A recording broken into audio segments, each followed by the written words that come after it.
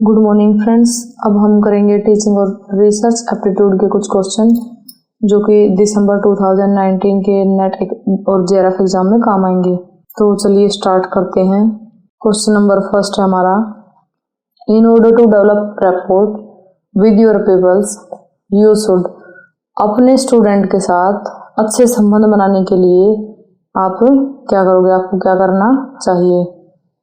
Option है guide them, option A उनको आप मार्गदर्शन करोगे, option B behave them in a democratic way, democratic way में यानी प्रजातांत्रिक तरीके से आप उनके साथ व्यवहार करोगे, option C have communicate ability, आपके अंदर अच्छे से कम्युनिकेट करने की एबिलिटी होनी चाहिए, option D all of the above. तो फ्रेंड्स, जब एक टीचर अपने स्टूडेंट के साथ अच्छे से संबंध स्थापित करता है, तालमेल स्थापित करता है, तो उसके अंदर ये सारी की सारी क्वालिटी होनी चाहिए कि वो टीचर उनको गाइड भी करे, उनके साथ प्रजातांत्रिक तरीके से बिहेव करे और उसके अंदर जो कम्युनिकेशन एबिलिटी है वो अच्छी होनी चाहिए ताकि उन बच्चों के साथ कम्युनिकेट अच्छे से कर सके। तो ऑल ऑफ द अबव इसका आंसर है, ऑप्शन डी। चलिए नेक्स्ट क्वेश्चन देखते हैं। हमारा नेक्स्ट क्वेश्चन है, TV is superior to radio as teaching aid because it, TV जो है रेडियो से ज्यादा बेटर है टीचिंग एड के रूप में, सहायक जो सामग्री होती है, शिक्षण सामग्री, उसके रूप में क्यों है। ऑप्शन ए इज कॉस्टली, ये है महंगा है, invite to sense hearing and vision simultaneously leading to more accurate form of learning.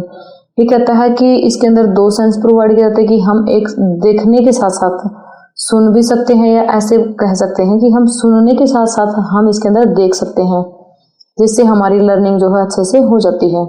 Option C is generally liked by people, कि टीवी जो है लोगों के द्वारा ज्यादा पसंद किया जाता है, option D all of the above. तो इसका करेक्ट आंसर होगा ऑप्शन बी, क्योंकि इसके अंदर क्या है, ये हमें ट्रू सेंस प्रोवाइड करता है। ट्रू सेंस क्या क्या प्रोवाइड करता है कि हम इसको सुन सकते हैं और सुनने के साथ साथ हम इसको देख भी सकते हैं, तो इसीलिए जो है टीवी रेडियो से सुपीरियर है, ऑप्शन बी इज करेक्ट। चलिए नेक्स्ट क्वेश्चन देखते हैं। A teacher in the class is, class के अंदर जो अध्यापक होता है, the president of the group, group का प्रेसिडेंट होता है, डायरेक्टर ऑफ द ग्रुप, या फिर वो ग्रुप का डायरेक्टर होता है, option C a leader and guide of the group, एक लीडर होता है यानी कि एक नेता और एक मार्गदर्शन, option C a leader and guide of the group, option D है ऑल ऑफ द अबव। दोस्तों, जो टीचर होता है क्लास के अंदर वो लीडर भी होता है और गाइड भी होता है ग्रुप का, तो हम इसको बोल सकते हैं कि a teacher in the class is a leader and guide of the group, तो ऑप्शन सी इज करेक्ट। चलिए नेक्स्ट क्वेश्चन देखते हैं। The best educational programme is one which is according to the, एक अच्छा एजुकेशनल प्रोग्राम कौन सा होता है, यानी कि वन वो होता है, वह होता है जो which is according to the, कि किसके अकॉर्डिंग हो, जो बेस्ट एजुकेशनल प्रोग्राम तो किसके अकॉर्डिंग होना जो होता है। देखो ऑप्शन ए है हमारा need of the child, child की जो आवश्यकताएं हैं उसके अकॉर्डिंग हो तब बेस्ट एजुकेशनल होता है, वो एजुकेशनल प्रोग्राम होता है, या फिर एबिलिटी ऑफ द चाइल्ड के अकॉर्डिंग हो, या फिर इंटरेस्ट ऑफ द चाइल्ड के अकॉर्डिंग हो, या फिर all of this along with the need of the society. तो फ्रेंड्स, हम जैसा कि साइकोलॉजी में पढ़ते हैं कि जो बेस्ट एजुकेशनल प्रोग्राम होते हैं तो ऐसे होने चाहिए कि जो चाइल्ड के नीड के अकॉर्डिंग भी हो, चाइल्ड की एबिलिटी के अकॉर्डिंग हो, चाइल्ड के इंटरेस्ट के अकॉर्डिंग हो। तो इसका करेक्ट आंसर होगा option D all of this along with the need of the society. अगर बच्चे की नीड के अकॉर्डिंग, एबिलिटी के अकॉर्डिंग और इंटरेस्ट के अकॉर्डिंग एजुकेशनल प्रोग्राम है तो बच्चा उसको अच्छे से सीख जाता है, और साथ ही साथ एजुकेशनल प्रोग्राम ऐसा होना चाहिए जो सोसाइटी की नीड्स को भी कंसिडर करता हो। चलिए नेक्स्ट क्वेश्चन स्टार्ट करते हैं।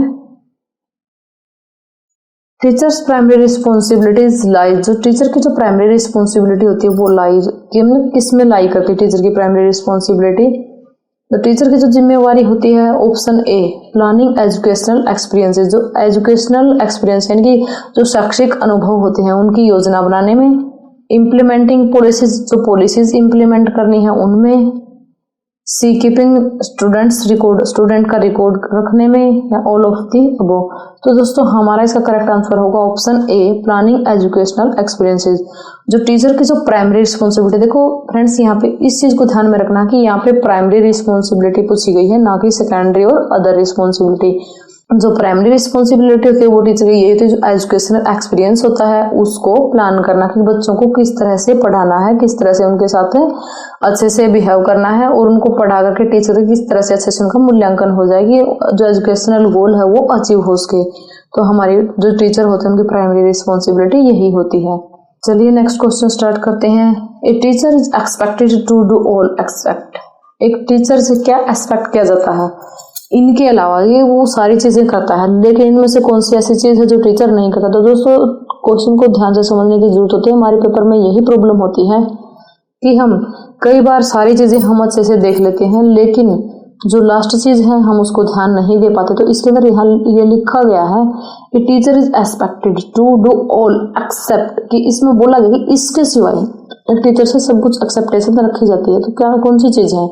Option A, participation in community activities, कि टीचर जो है कम्युनिटी की एक्टिविटी के अंदर पार्टिसिपेट करें। B, help peoples to solve their problems. C, taking interest in politics. D, sponsor students record. तो दोस्तों जो टीचर होता है उसका कम्युनिटी की जो एक्टिविटी होती है उसमें भी पार्टिसिपेशन होता है, वो स्टूडेंट्स की प्रॉब्लम भी सोल्व करता है, और एक जो टीचर होता है वो स्टूडेंट के रिकॉर्ड को भी स्पॉन्सर करता है, यानी कि अपने नियंत्रण में सुरक्षित रखता है।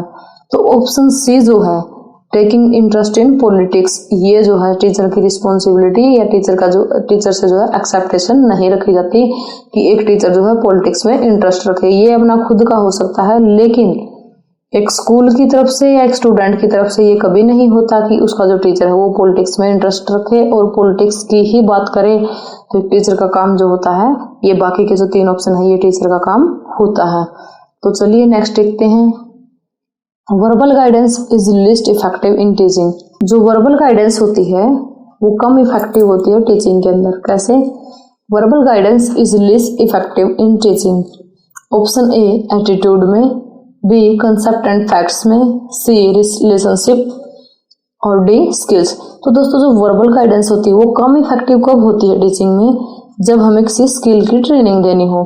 कोई भी स्किल कोई भी टीचर सिर्फ बता करके नहीं सिखा सकता, तो इसलिए कभी कभी स्किल की जो ट्रेनिंग होती है वो मेयरली ही ऐसे यूज की जाती है कि कभी कभी वर्बल गाइडेंस का यूज हो, लेकिन ये इफेक्टिव नहीं होती, क्योंकि टीचर को करके ही दिखाना होता है स्टूडेंट को कि हम इस स्किल को कैसे सीखेंगे। तो जो स्किल की जो ट्रेनिंग होती है, स्किल की जो टीचिंग होती है, उसके अंदर वर्बल गाइडेंस का यूज नहीं किया जाता। नेक्स्ट क्वेश्चन है, quality of education in A school college can be measured through. जो एजुकेशन की क्वालिटी होती है किसी भी स्कूल या कॉलेज के अंदर, उसको कैसे मेजर किया जा सकता है? ऑप्शन ए, इंफ्रास्ट्रक्चर फैसिलिटी अवेलेबल। स्कूल के अंदर जो या कॉलेज के अंदर जो इंफ्रास्ट्रक्चर फैसिलिटी अवेलेबल है उनके द्वारा। B, man power teachers and principal available. School या कॉलेज के अंदर जितने भी पीएन हैं या जो भी वर्कर काम करते हैं या टीचर्स हैं या प्रिंसिपल जो काम करते हैं उनके द्वारा। Option C, students achievements. जो स्टूडेंट की जो अचीवमेंट होती है, स्टूडेंट के जो एजुकेशनल गोल पूरे करते हैं, उनके गोल कहाँ तक फुलफिल हुए हैं, तो उनके द्वारा। Option D, all of the above. तो दोस्तों जो क्वालिटी होती है एजुकेशन की स्कूल या कॉलेज की, उसको इन सभी से मेजर किया जाता है। तो इसका ऑप्शन जो करेक्ट है वो है डी। चलिए नेक्स्ट क्वेश्चन स्टार्ट करते हैं।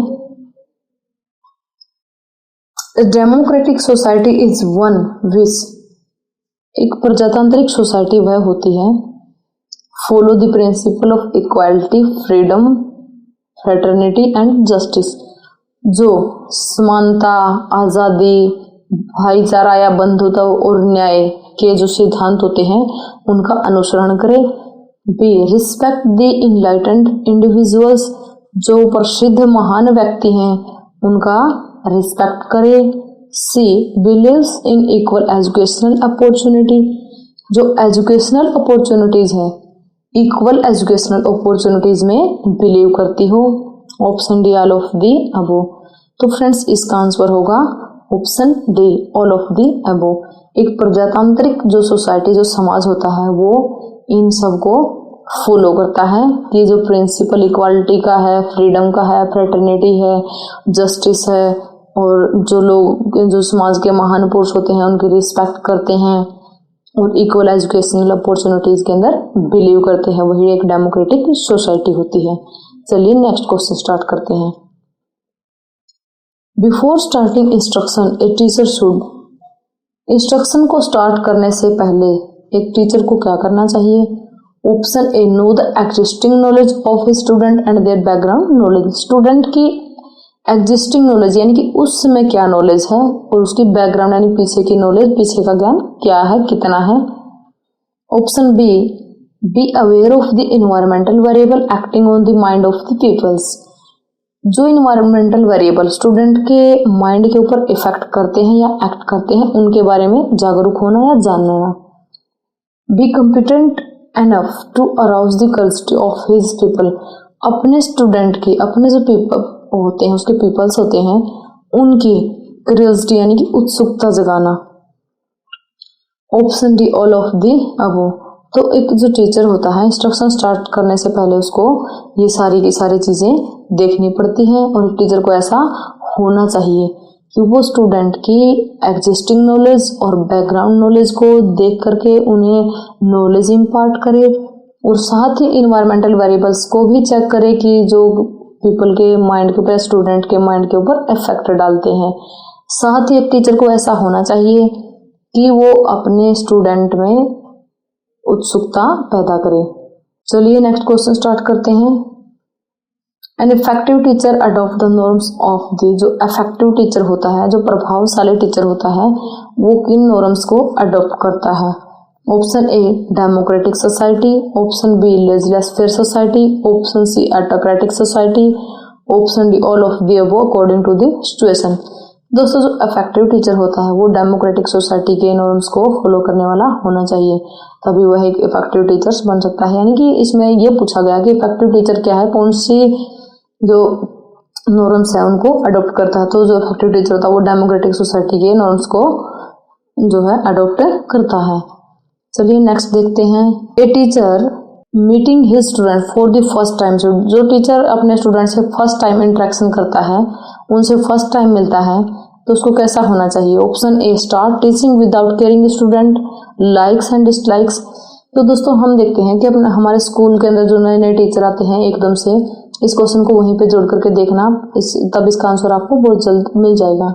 Option A start teaching without caring the student likes and dislike, student के लाइक और डिसलाइक को देखे बिना ही, उनके उसके केयर किए बिना ही टीचिंग स्टार्ट कर देनी चाहिए। Option B develop rapport with the class, class के साथ अच्छे संबंध बनाने चाहिए।